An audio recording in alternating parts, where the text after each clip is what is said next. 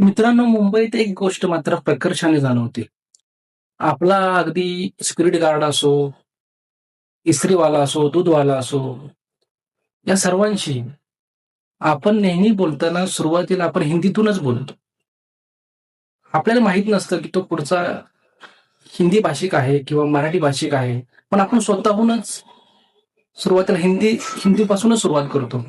असं करून आपण काय करतो, की आपण स्वतःच्याच भाषेला स्वतःच्याच राज्यात एक द्वितीय दर्जा देतोय.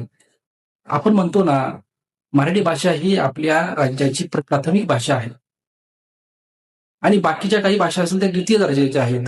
मग हिंदी असेल, इंग्रजी असेल. परंतु मी काय करतो, की सुरुवातीला आपली भाषा आपण हिंदीने सुरुवात करतो.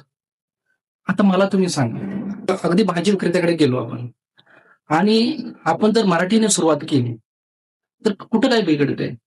हां, जर त्याला मराठी भाषा जमतच नसेल, तर तो हिंदीने सुरुवात करेल ना. पण आपण आपली भाषा का सोडा? आपण आपल्या भाषेवरती आपण जर ठाम राहिलो, तर तो आज ना उद्या मराठी भाषा शिकण्याचा प्रयत्न करेल. परंतु आपणच जर सुरुवात केली हिंदीतून, तो नेहमी व्यवहारात हिंदीच भाषा वापरणार. जोपर्यंत त्याला त्या भाषेची जाणीव होणार नाही, की आपण आपली भाषा सोडून आता मराठी शिकलं पाहिजे, कारण मराठी भाषा ही व्यावहारिक भाषा आहे. तेव्हा कुठं आपल्या मराठी भाषेचं प्राबल्य वाढेल, खरं म्हणजे मुंबईमध्ये.